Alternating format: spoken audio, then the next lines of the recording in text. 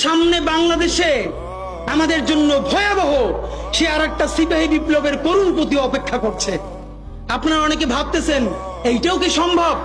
জামাতের ভাইয়েরা অনেকে বুঝে না, বলে কি করে সম্ভব? মনে করাই দেই, শহীদ নিজামী মুজাহিদ সাহেবেরা মন্ত্রী হিসাবে সর্বশেষ যখন সম্ভবত 2006 বা 2007-এও মন্ত্রী ছিলেন, বলেন তো তার কয় বছর পর তাদেরকে ফাঁসি দেওয়া হইল?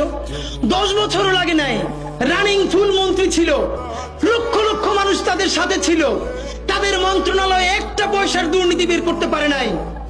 10 বছরের মধ্যে মন্ত্রিত্বের পর তাদেরকে ফাঁসি দেওয়া শুধু হয় নাই, তাদের সন্তানরা তাদের জানাজাটা পর্যন্ত পড়তে পারে নাই। সংখ্যা দিয়ে হয় না ভাই, কোটি কোটি মানুষ দিয়ে সবকিছু হয় না।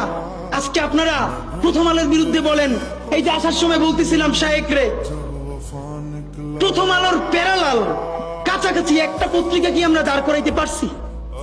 অনেকে বলে আমার দেশের কথা, আজকে শুধু বলি, পরশু জানলাম প্রথম আলোর 10 ভাগের 1 ভাগ বিনিয়োগ এবং আর্থিক সংগতি আমার দেশের নাই।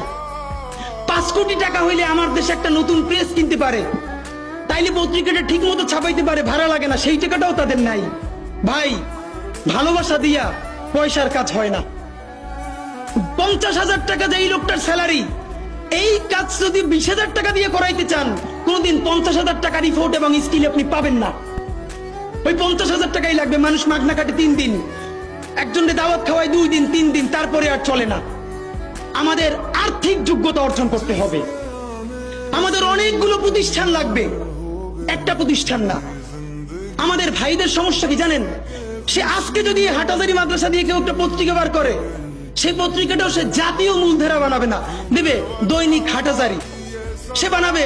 মানে কোনো না কোনো ঘুরে ফিরা তার চিন্তায়, মননে, মগজে প্রথমে হয়তো হাটাজারি, সর্বোচ্চ বড় হইলে হেফাজত, এরপরে সর্বোচ্চ বড় হইলে বাংলাদেশের শুধু মুসলমান।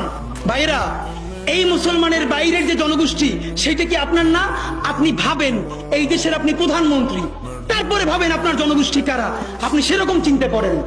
সুতরাং আমি কথায় অনেক ভুলভ্রান্তি বলতে পারি, কিন্তু বিশ্বাস করেন আমার কলিজে চিল্লেও আপনারা শুধু যেটা পাবেন সেটা হইল আমি চক্ষু বন্ধ করে দেখতে পাই।